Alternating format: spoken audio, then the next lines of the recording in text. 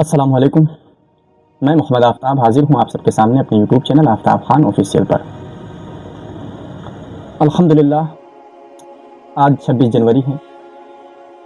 26 जनवरी मतलब गणतंत्र दिवस, यानी आज गणतंत्र दिवस का बहुत ही मुबारक मौका है। मगर अफसोस हमारे कुछ भाई ऐसे भी हैं कि उन्हें शायद ही मालूम हो, उन्हें शायद ही पता हो कि 26 जनवरी क्यों मनाया जाता है।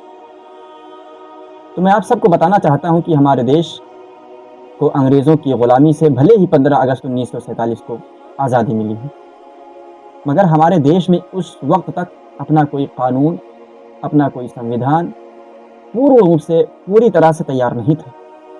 और अंग्रेज़ों का दखल यानी 1947 से लेकर 1950 26 जनवरी 1950 तक, यानी जब तक हमारा हिंदुस्तान का संविधान तैयार होकर पूर्ण रूप से लागू नहीं किया गया, तब तक अंग्रेज़ों का दखल मुदाखलत हमारे देश के मामलात में बरकरार था। यानी अभी भी हमारे देश में किसी न किसी तरह से था। मगर बाबा साहब भीमराव अम्बेडकर जी की मेहनत से 26 जनवरी 1949 को देश के संविधान को संविधान सभा द्वारा पास किया गया और फिर 26 जनवरी 1950 को भारत के संविधान को पूरी तरह से देश में लागू किया गया। 26 जनवरी इसी वजह से देशवासियों के लिए बहुत ही ख़ास है और अहम है, और इसी वजह से बहुत ही जोश और खरोश के साथ, बहुत ही मोहब्बत के साथ 26 जनवरी को हम लोग मनाते हैं। और इसी वजह से 26 जनवरी गणतंत्र दिवस अहम माना जाता है, क्योंकि हमारा देश 26 जनवरी 1950 को ही पूरी तरह से आज़ाद हुआ। 26 जनवरी वही दिन है कि जिस दिन बाबा साहब भीमराव अम्बेडकर जी का बनाया हुआ संविधान हमारे देश में लागू हुआ और देश ने यह ऐलान किया कि भारत किसी एक मजहब, किसी एक धर्म, किसी एक जाति या वर्ग का नहीं, बल्कि भारत देश भारत में रहने वाले सभी नागरिकों का देश है। क्योंकि हमारे देश को आज़ाद करवाने में हिंदुस्तान में रहने वाले हर धर्म, हर मजहब के लोगों ने अपनी और अपने परिवार वाले लोगों की कुर्बानी देकर हिस्सा लिया।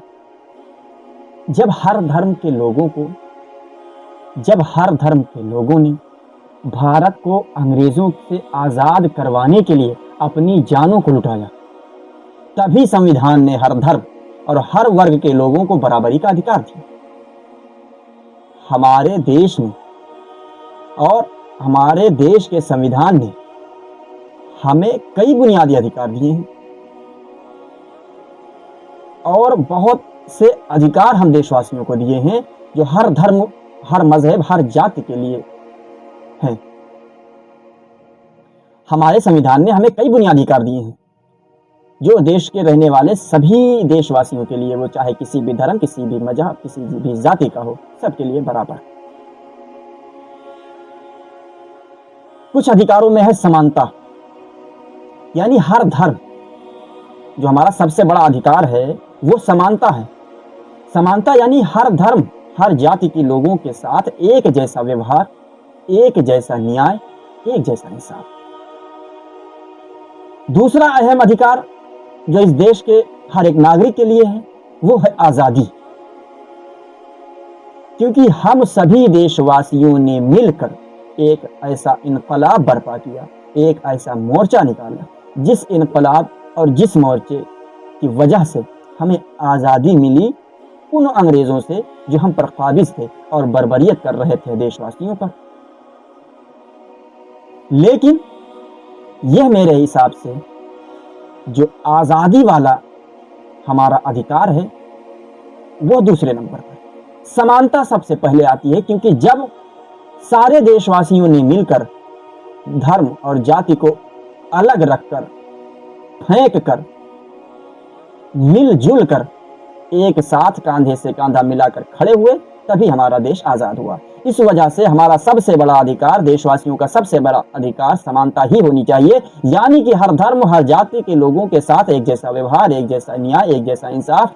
क्योंकि इस देश की मिट्टी को, इस देश को आज़ाद करवाने में सबका बराबर का हक है, सबका बराबर का हिस्सा है। और जो हमारा दूसरा गहन अधिकार है जिसे हम आज़ादी कहते हैं, आज़ादी मतलब अपने तरीके से जीने की आज़ादी। तो हमें हमारा कानून, हमें हमारा संविधान अपनी अपनी तरह से कानून के दायरे में रहकर जीने का अधिकार देता है। हम अपनी मर्जी से किसी भी धर्म का, किसी भी मज़हब का पालन कर सकते हैं। हम अपनी तरह से अपने देश में किसी भी तरह से घूम सकते हैं, फिर सकते हैं। छोटे अधिकारों के बारे में बताया, बल्कि हमारा देश, हमारा संविधान हमें बहुत ही तरीकों की आज़ादी देता है, लेकिन उन तरीकों की आज़ादी देता है जिससे हमारे देश के कानून का उल्लंघन ना हो, हमारे देश के संविधान का उल्लंघन ना हो। संविधान के दायरे में रहकर, कानून के दायरे में रहकर हमें पूरी तरह की आज़ादी है। और ये सब सिर्फ कानूनी बातें ही नहीं हैं, बल्कि ये वो उसूल हैं जो हमारा प्यारा दीन इस्लाम 1400 साल पहले हमें सिखा चुका है। कुरान कहता है, ऐ ईमान वालों, इंसाफ पर मजबूती से कायम रहो, चाहे वह तुम्हारे अपनों के खिलाफ ही क्यों ना खड़ा कर दे। चाहे तुम्हें अपनों के खिलाफ ही क्यों ना खड़ा होना पड़े, इंसाफ पर इतनी मजबूती से कायम रहो कि चाहे वो तुम्हारा कोई अपना ही ना हो, उसके खिलाफ भी खड़े हो जाओ। सूरह अल-अंबिया आयत नंबर 135, आप इसका रेफरेंस चेक कर सकते हैं। तो जो चीज़ें हमें हमारा संविधान बताता है, आज़ादी, समानता, ये हमारा कुरान, हमारा दीन, हमारा इस्लाम हमें 1400 साल पहले सिखा चुका है, ये कोई नई बात नहीं है। तो हमें कुरान के हिसाब से भी अपने संविधान का पालन करना ज़रूरी है, क्योंकि जो बात हमें कुरान सिखाता है वही हमें हमारा संविधान इस जगह पर बता रहा है। तो इस चीज़ का पालन करना हम लोगों के ऊपर वाजिब है, ज़रूरी है। अब जब हमें सूरह अल-अंबिया की आयत नंबर 35 बताती है कि कानून और इंसाफ रिश्तों, जाति और ताकत से ऊपर है, यही हमारे संविधान की रूह है। हमारे देश का एक बुनियादी उसूल भाईचारा है और बराबरी भी है। भाईचारा यानी एक दूसरे से मेल मिलाप, वो किसी भी धर्म का, किसी भी जाति के लोग हों, एक दूसरे से मिलजुल कर रहना, ये हमारा कुरान भी सिखाता है और हमारा संविधान भी। और भाईचारा एक मजबूत डोर है, जिससे अगर हम बंध जाएं तो हमारा देश बहुत ही मजबूत हो सकता है। और माशाअल्लाह, अल्हम्दुलिल्लाह, हमारा देश मजबूत है भी। और हदीस में हमारे और आपके आका प्यारे मोहम्मद मुस्तफ़ा सल्लल्लाहु अलैहि वसल्लम ने फरमाया, किसी अरब को अजमी पर और किसी गोरे को काले पर कोई बढ़त नहीं सिवाय तकवा के। यानी कोई काला हो, गोरा हो, कोई अरब का हो या अजम का हो, कोई अमीर हो या गरीब हो, किसी के ऊपर किसी को कोई फजीलत नहीं है। हाँ, मगर उसके पास तकवा है, परहेजगारी है, वो अलग मसला है, वो अलग मामला है। यानी अगर वो खुदा से डरता है और नेक अमाल करता है, एक नेक शख्स है, एक नेक आदमी है, तो वो उन बदबख्तों से और उन गुनहगारों से अफजलियत में है। लेकिन वो अपनी अफजलियत को, अपनी परहेजगारी को जाहिर ना करे, और अगर वो जाहिर हो तो हमें उसकी इज्जत व तकरीम करनी चाहिए, ज़रूरी बात है। यही संदेश बिल्कुल सेम टू सेम हमारा संविधान भी देता है कि हिंदुस्तान में रहने वाले सभी नागरिकों को बराबर का अधिकार है इस देश में। और मेरे दोस्तों, वतन से मोहब्बत कोई गुनाह नहीं, बल्कि ये जिम्मेदारी है। हमारे और आपके प्यारे आका हजरत मोहम्मद मुस्तफ़ा सल्लल्लाहु अलैहि वसल्लम जब मक्का से हिजरत कर रहे थे, यानी जब हमारे आका सल्लल्लाहु अलैहि वसल्लम मक्का शरीफ से हिजरत करके मदीना की तरफ जा रहे थे, तो आप सल्लल्लाहु अलैहि वसल्लम ने रात के अंधेरे में जब मक्का से निकलते हुए कूच किया है, तो मक्का से बाहर निकल कर मक्के की तरफ मुंह करके इरशाद फरमाया, ऐ मक्का, तो मुझे सबसे अजीज है, सबसे प्यारा है। एक रंज के साथ, एक अलम के साथ, जब अपने देश, अपनी जय पैदाइश से इतनी मोहब्बत करते हैं, तो हमें बिल्कुल उनके रास्ते पर चलते हुए अपने देश से हद से भी ज़्यादा मोहब्बत करने की ज़रूरत है। और अल्हम्दुलिल्लाह, अल्हम्दुलिल्लाह, हम तमाम मुसलमान और हम तमाम देशवासी, वो चाहे किसी भी मजहब, किसी भी धर्म से ताल्लुक़ रखते हों, वो अपने देश से वालाना मोहब्बत करते हैं। और इस हदीस से पता चलता है कि अपने वतन से मोहब्बत करना सुन्नत के खिलाफ नहीं।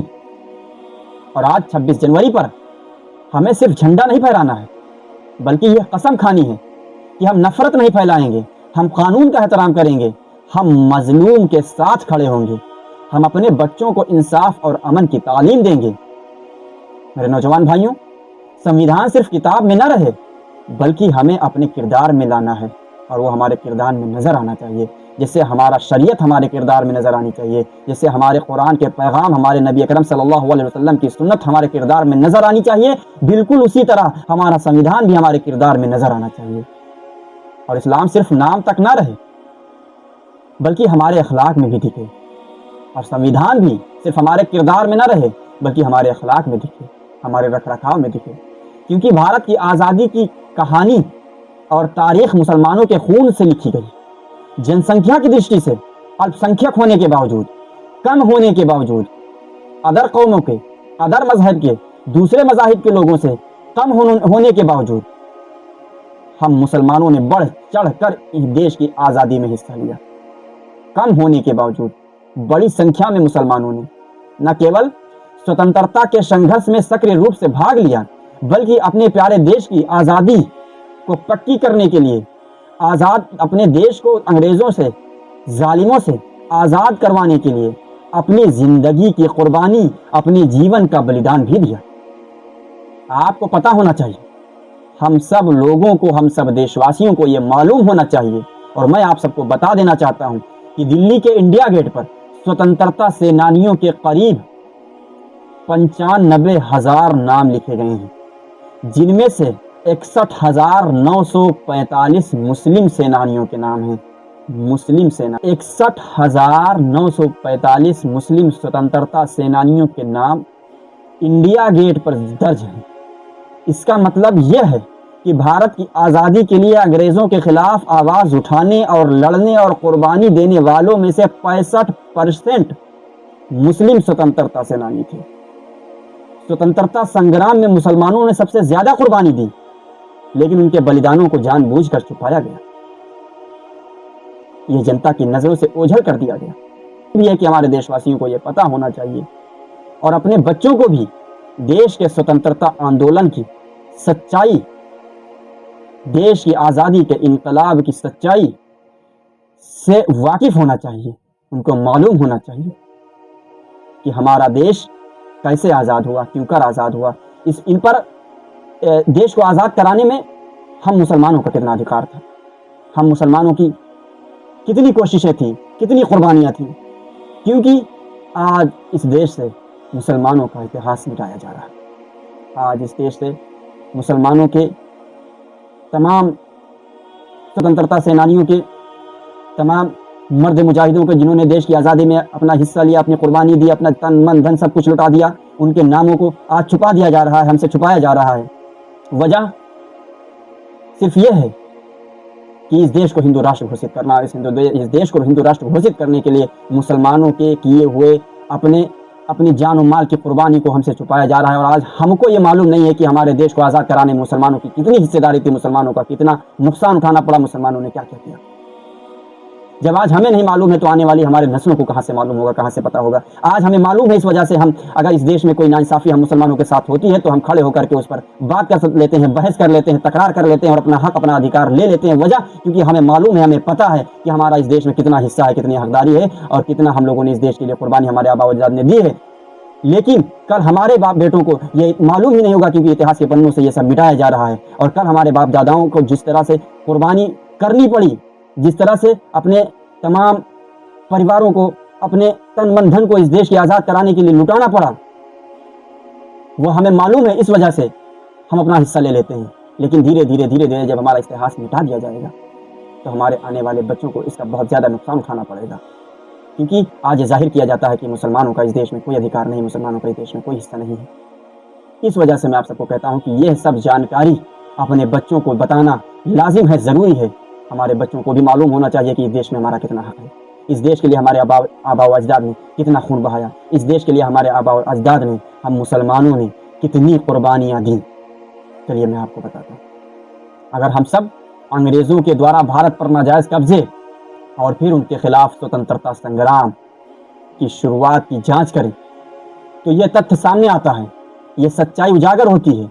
हमें मालूम होता है कि पहला स्वतंत्रता संग्राम, पहला इनकलाब अंग्रेज़ों के खिलाफ 1780 में हैदर अली और उनके बेटे टीपू सुल्तान द्वारा शुरू किया गया।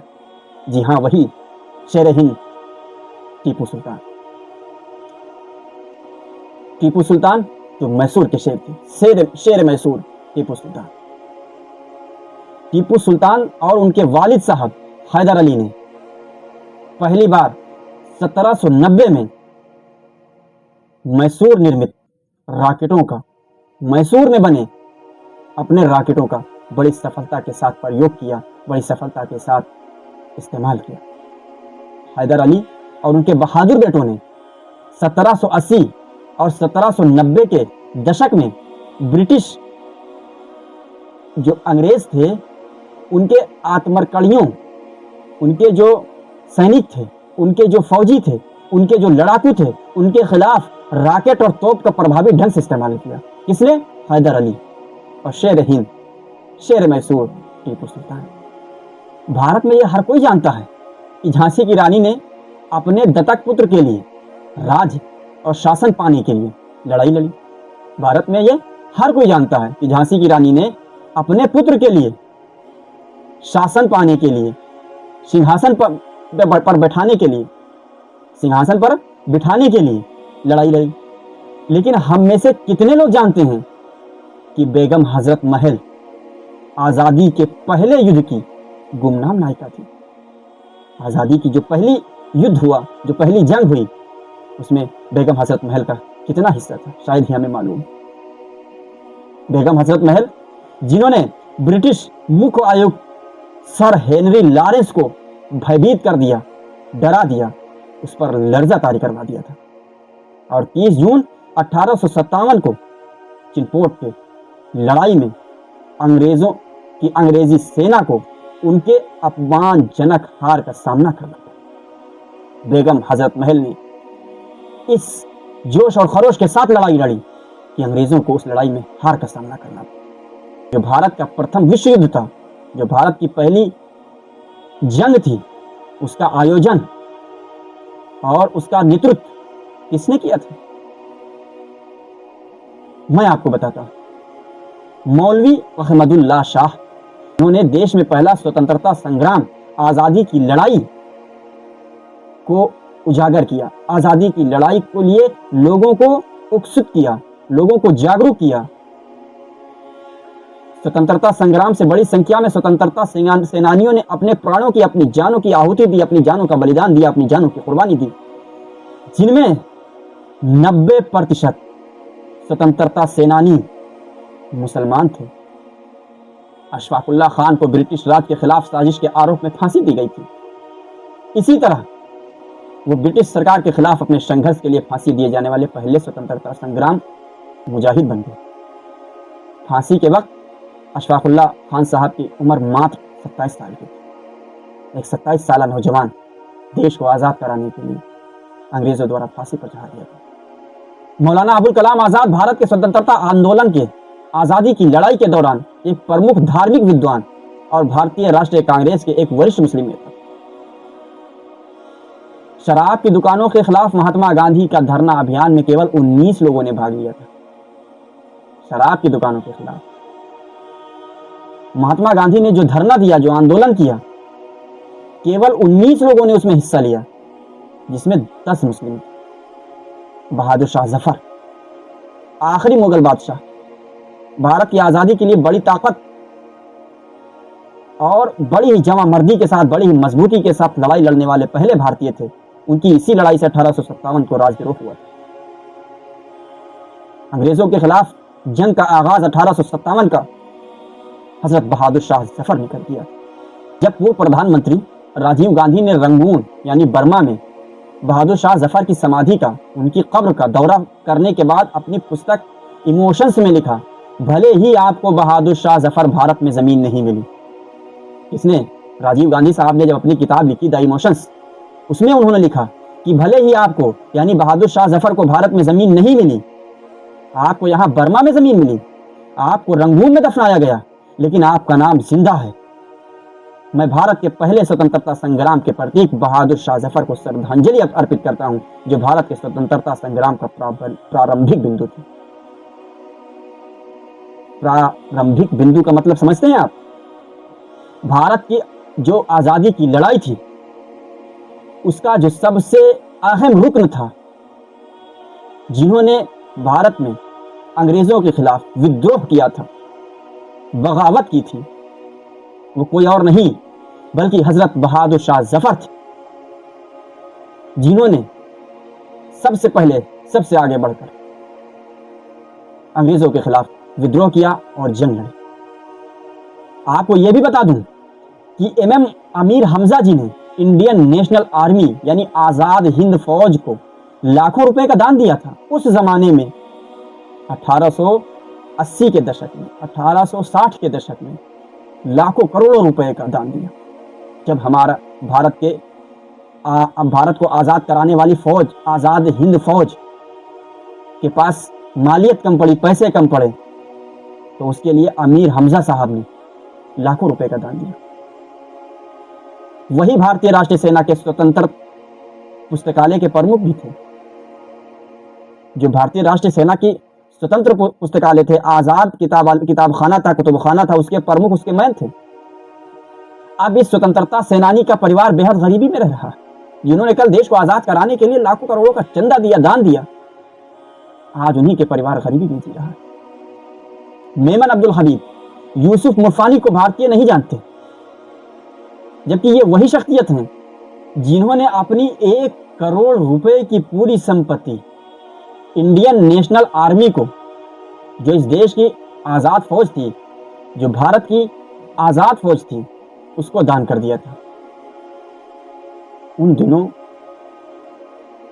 1970-80 के दशक में, 1870, 1850, 1860 के दशक में 1 करोड़ कोई मामूली रकम नहीं थी। मेमन अब्दुल हबीब, यूसुफ मुरफानी ने अपनी सारी संपत्ति नेताजी सुभाष चंद्र बोस की इंडियन नेशनल आर्मी को दान कर दी। शहनवाज खान, भारतीय राष्ट्रीय सेना में एक सैनिक, एक राजनेता और एक मुख्य अधिकारी। मैं बता देना चाहता हूं कि ये शहनवाज खान कोई और नहीं बल्कि ये शाहरुख खान, जो फिल्मी एक्टर शाहरुख खान है, ये उनके दादा।